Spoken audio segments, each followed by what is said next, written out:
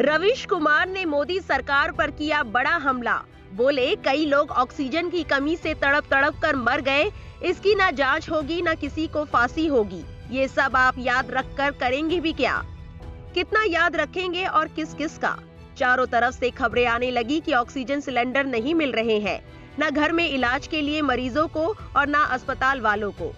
उसके बाद खबरें आने लगी कि अस्पतालों में ऑक्सीजन वाले बेड नहीं मिल रहे हैं, अस्पतालों के बाहर लोग तड़प कर मर रहे हैं। फिर खबरें आने लगी कि फलां अस्पताल के पास 1 घंटे का ऑक्सीजन बचा है, मरीजों की जान खतरे में है। फिर खबर आई कि ऑक्सीजन की कमी से दिल्ली में 20 लोग मर गए।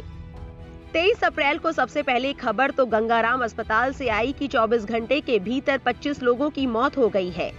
इस सूचना के साथ अस्पताल ने ये भी जानकारी दी थी कि 2 घंटे के लिए ऑक्सीजन बची है। इतने बड़े अस्पताल में 2 घंटे के लिए ऑक्सीजन बचा हो, इसे सुनकर किसी के भी होश उड़ जाए। लेकिन खबरों की दुनिया तेजी से घूमती है और खबर बदल जाती है।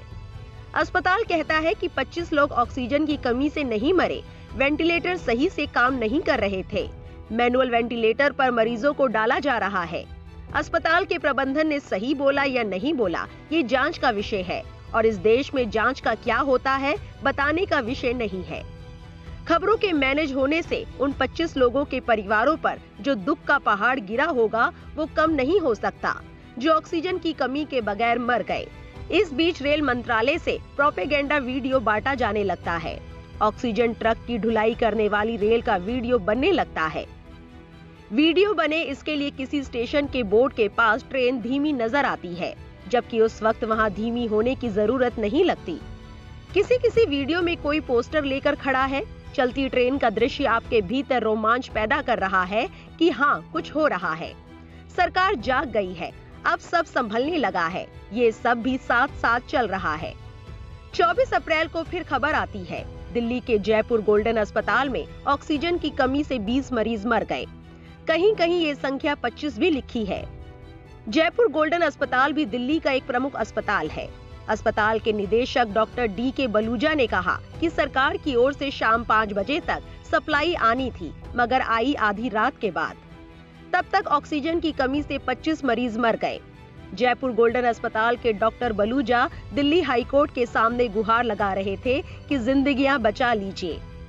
215 मरीज ऑक्सीजन पर है और उनकी हालत खराब है।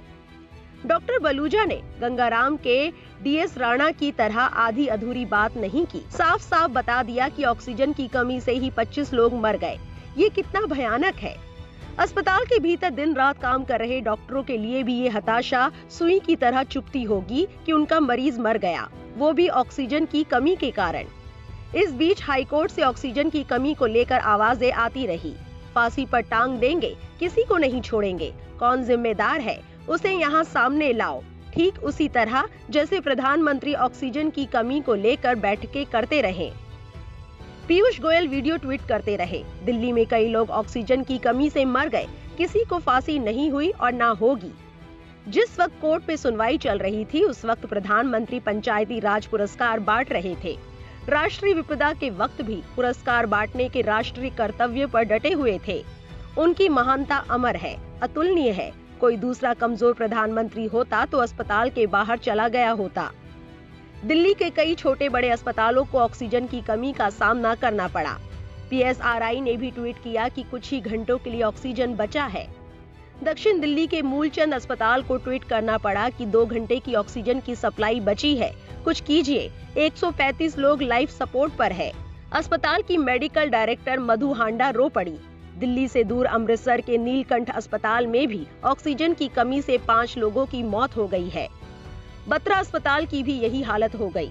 कई छोटे छोटे अस्पतालों में ऑक्सीजन की कमी हुई होगी, हम जानते भी नहीं और कभी जान भी नहीं पाएंगे।